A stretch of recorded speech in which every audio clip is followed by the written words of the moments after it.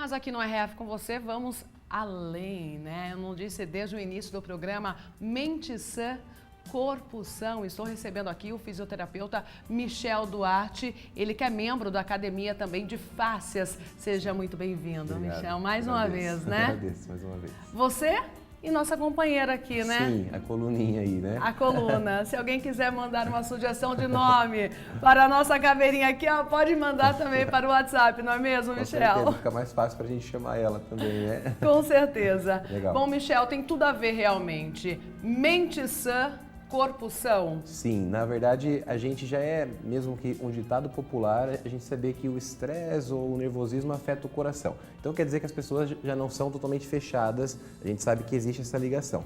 Porém, essa ligação ela não é tão simples, apenas cabeça e coração. Ela é cabeça e corpo, né? Então é muito maior do que a gente imagina. E com esse assunto até mesmo de hoje, a gente vai conseguir relacionar algumas coisas, tá? Pra gente entender que realmente o físico influencia no emocional e o emocional também influencia no físico, né? A gente fala que é um caminho de duas mãos, mas é o mesmo resultado.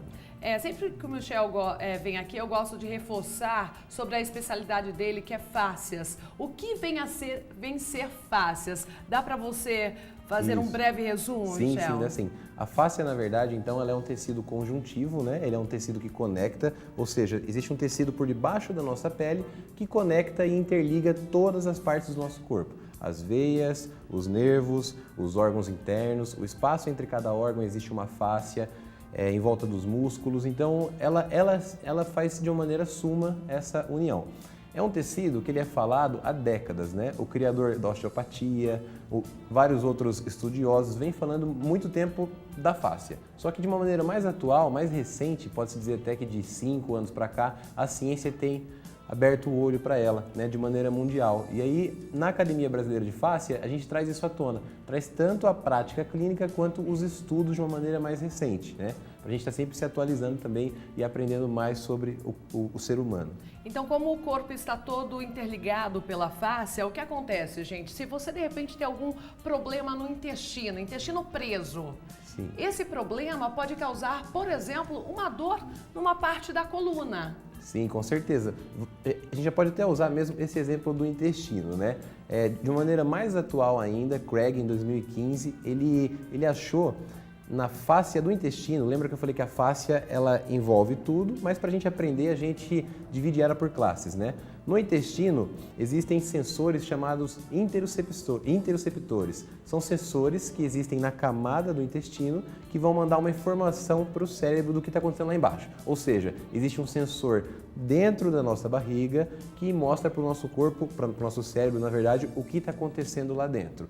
Como essa ligação ela é existente, isso justifica então quando uma pessoa, vamos dar um exemplo, a pessoa come muito açúcar, né? É comprovado que o consumo em excesso de açúcar muda a nossa microbiótica, ou seja, sintomas depressivos e de ansiedade vai estar relacionado com o consumo excessivo de açúcar. Esses sensores vão identificar o açúcar, essa microbiótica, e que algo não está fazendo bem com o intestino. Vai mandar uma informação via sistema nervoso autônomo para o hipotálamo. Se for para o lado esquerdo, seria algo positivo, então você supera. Comeu, passou um tempo, passou. O grande problema é você permanecer. Ela vem para o lado direito do cérebro, para o hipotálamo direito, e aí sim começa a ligar então o sistema nervoso parasimpático, tá? Aliás, o simpático, perdão. Que é o simpático que a gente vai falar hoje. O simpático é o que gera esse estresse, é o simpático que gera essa alerta. A gente fala que é um sistema de luta ou fuga. Por quê? Ou seja, o cérebro comanda realmente o corpo, exatamente. né? E aí tem zonas que identificam se é algo positivo ou se é algo negativo. O cérebro também é envolvido pela fáscia? Na verdade, não, assim, no tecido do cérebro não, mas um pouquinho mais para cima, pegando as meninges, a dura mater, que é um tecido que recobre, aí sim. No cérebro em específico não, mas a fáscia, ela tá cheia de neurônios livres, então a fáscia também, de certa maneira, é um cérebro também, né? Porque ela que vai estar identificando tudo que acontece com o nosso corpo. Quando a gente encosta o dedo, quando a gente se mexe, essa informação passa. Então, de certa forma, também é uma inteligência, na verdade, viva, né? Então, assim, se uma parte do cérebro comanda a parte positiva, você vai passar pela situação tranquilamente. Você não se estressa, você não se aperta e a situação, ela passa. O problema é a negativa.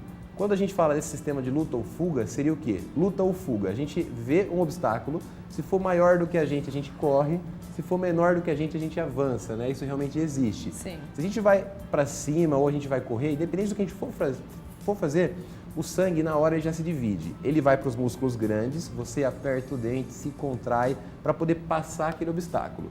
Então, em resumo, o ser humano foi feito para sentir estresse, mas não foi feito para permanecer em estresse. É isso que adoece, tá? Quando permanece em estresse, essa contração ela vai ser emitida também pela face e isso justifica porque que a pessoa também começa a se fechar, né? Ela começa, as fibras de colágeno, para a gente ser mais específico, elas modificam. E aí a pessoa fica mais fechada, a pessoa ela não interage com o meio. Lembrando que a saúde hoje em dia, mais uma vez, ela depende do conceito biopsicossocial. Então, para ter saúde, tem que ter o físico, né? O emocional e o social. E temos uma tela para você explicar justamente isso. Pode colocar, produção? Isso, legal. Nessa tela, a gente traz da Academia Brasileira de Fáscias, fica mais fácil para a gente entender. Bem do lado esquerdo ali, perto do pé daquele bonequinho, tá vendo que está escrito interocepção? É isso que eu estou falando, são sensores que existem dentro ali da face do intestino e também na derme, na pele, tá?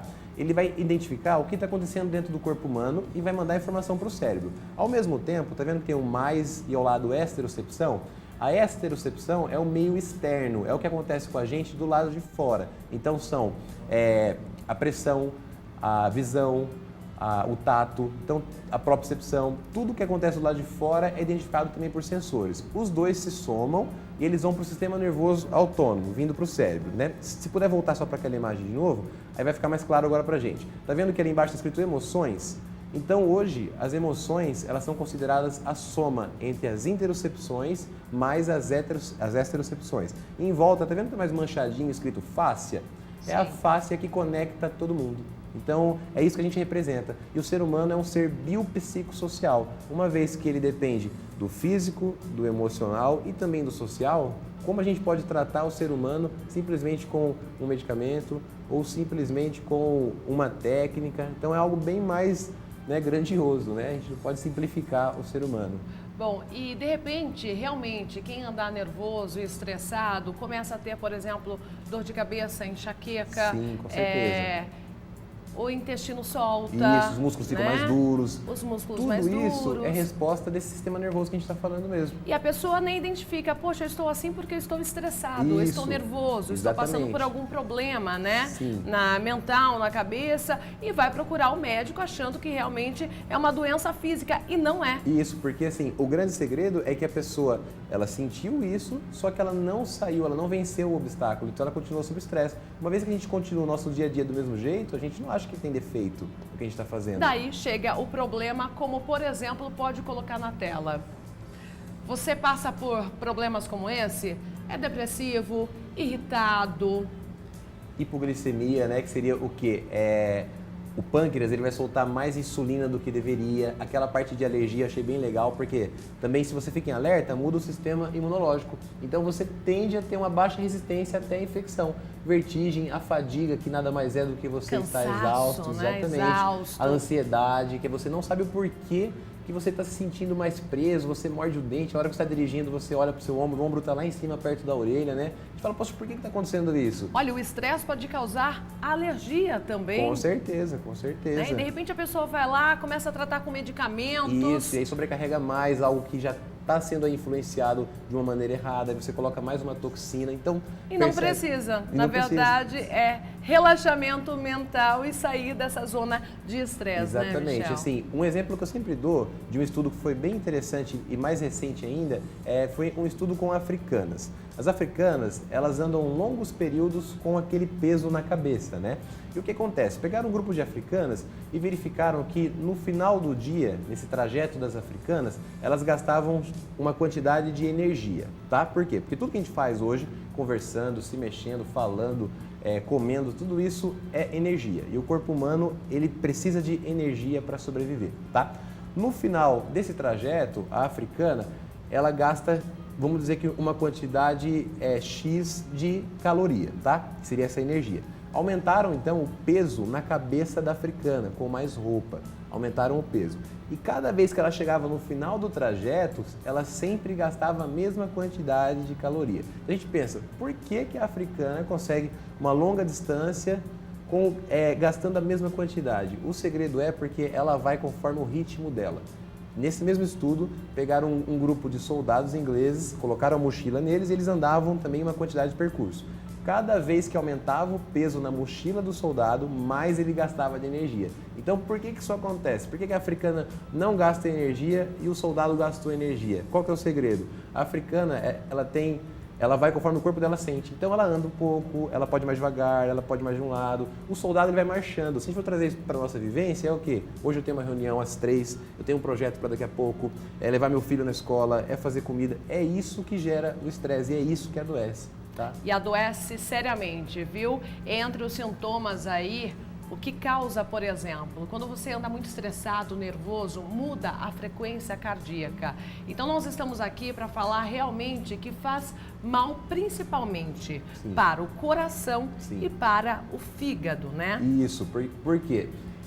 Lembrando que o corpo ele foi feito para aguentar essas cargas. Tanto é que o coração ele bate mais forte e você sobrevive. Né? Faz mal para todo o corpo. Isso, olha, para a pele, estômago, pâncreas, o sistema imunitário, cabeça, coração, intestino, o sistema reprodutivo, músculos e articulações. Mas estamos aqui hoje no RF com você para falar principalmente sobre fígado e coração, né, Michel? Isso, exatamente. Por quê? É algo que é mais comum até, né? As pessoas sabem até que o fígado fica aqui do lado direito, para quem não sabe, então, fígado do lado direito do corpo, né? E o coração mais aqui, ele fica mais central, mas ele é considerado vindo para a esquerda, tá? Se a gente sabe onde ficam esses órgãos, a gente sabe que ele existe. A gente sabe que ele existe, a gente entende o que ele faz, né? Então, no estresse, o coração vai aumentar a frequência cardíaca porque ele vai precisar mandar mais sangue para todas as partes do corpo, né? Lembrando que durante o estresse, o sangue não vai para o estômago como ele vai para a coxa. Porque na hora do estresse você precisa mais da coxa do que do estômago. Então tem esse sistema que às vezes a gente não se lembra disso, né? Sim. E isso existe. Então o fígado também ele vai estar ali quebrando mais essa questão da glicose. Então a pessoa pode ter desde essa fraqueza, pensamento negativo, igual a gente falou, tudo pode acontecer, né? Tudo e é muito ruim. frequente também, quem é muito nervoso, Michel, dá o infarto. Isso, o infarto. O infarto porque seria mexe realmente muito com o coração, com certeza. né? Aí seria já o pico. Essa pessoa do infarto, se a gente for conversar com ela, no mínimo ela está com esse sistema nervoso simpático ligado há muito tempo. Há muito tempo. Pode dizer até que ela vai sentir falta desse sistema, né? Se ele desligar. Então é isso que eu sempre passo para os meus pacientes. Quer deixar o seu corpo com o sistema mais baixo, esse simpático menos ligado, é deixar o corpo mais alcalino e menos ácido. Como a gente deixa... Como fazer isso? Como deixa a química do corpo mais alcalina. Respiração profunda deixa o corpo mais alcalino, menos ácido, tá? Lembrando que as inflamações correm pelo corpo uma vez que tem acidez, tá? Respiração profunda, então por isso que isso justifica quando você está estressado, você respira profundo, parece que as ideias começam a mudar, tá? Respiração profunda, ingestão de líquidos, se você não bebe água, infelizmente seu corpo vai ficar mais ácido e isso vai gerar vários problemas, tá? E a outra coisa é alimentos industrializados. Isso também deixa o corpo mais ácido, tá? Então, eu até falo assim, que dependente do que a pessoa vem me procurar no consultório, essas 3 coisas a gente tem que mudar, tá? Sem contar a atividade física que vai vir aí para poder somar com tudo isso. Mas se não respirar profundo, se comer de uma maneira inadequada, produtos enlatados, produtos industrializados que aumentam a acidez, mesmo, exatamente. Né? E aí não bebe água, fica difícil. Então... E é dia a dia, né, Michel? De repente uma pessoa que é muito estressada, né, explode por qualquer motivo, por qualquer coisa, deve estar pensando, poxa, mas eu não consigo respirar. Gente, é dia a dia, né? Isso, é dia a dia. Você conseguir realmente... Se você conseguir, em um dia que você está estressado aí, parar 5 minutos, depois no outro dia mais 5 minutos, realmente não é fácil para quem é muito agitado, né? Isso, mas assim... Falando assim é fácil, mas na prática, para quem é estressado, é difícil. E assim, lembrando que mesmo para quem sabe de tudo isso, a parte física também trava. Então a gente tem técnicas para liberar o diafragma. Então por mais que a gente saiba respirar, às vezes o diafragma pode estar restrito. Então, aí que o terapeuta manual entra. A gente libera o diafragma, na hora a pessoa percebe que está entrando mais oxigênio e aí começa a mudar a bioquímica do corpo, né? O ser humano é o único aí ser que consegue mudar a própria bioquímica, né? Tanto é que a lágrima, ela sai sempre do mesmo buraquinho, mas se for a lágrima da tristeza, é uma química. Se for a lágrima da felicidade, é outra química. E no consultório, o Michel, ele trata as pessoas, os pacientes, com leves toques, né? Para mexer na fáscia, né? Exatamente. A gente vai ali fazer um diagnóstico para entender aonde existe essa alteração e o que não está deixando o próprio corpo sarar sozinho. Porque desde o começo a gente está falando que o corpo sara sozinho. Ele consegue se adaptar, ele consegue ir mais além, a sua coluna não é fraca, o seu joelho não dói por causa da sua idade. Isso são crenças erradas e isso fecha o nosso diagnóstico. A gente acaba se limitando, não vou hoje abaixar no chão, porque se eu abaixar eu vou travar. Não é assim, a coluna é muito mais forte do que a gente imagina, o ser humano é muito mais forte. Então, às vezes, precisa só de um up, chegar ali e dar vamos dizer, o comando para o corpo melhorar, né? Lembrando também, só para a gente trazer à tona, muita gente faz terapia, né, para poder sair de um sintoma aí depressivo ou de ansiedade e muitas vezes não consegue evoluir. Por quê? Porque algo físico também está segurando. Então, eu trabalho muito com vários pacientes meus nesse sentido. A gente faz a terapia junto e em conjunto entra com o nosso trabalho de terapia manual. Então, assim, é um trabalho assim que eu falo que eu tô de férias todos os dias, porque eu amo fazer isso, né? Com certeza.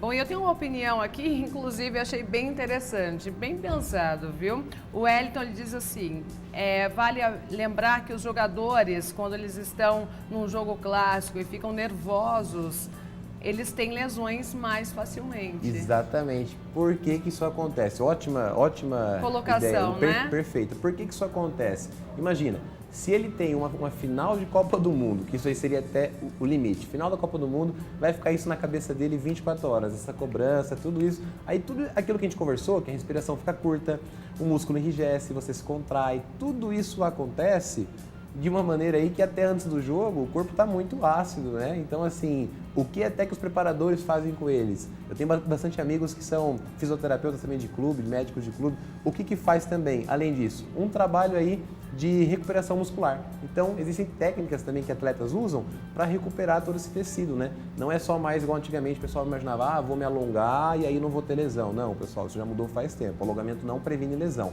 O que previne lesão é o aquecimento. Michel, temos uma pergunta aqui, na verdade, ela está pedindo uma orientação, a Marli.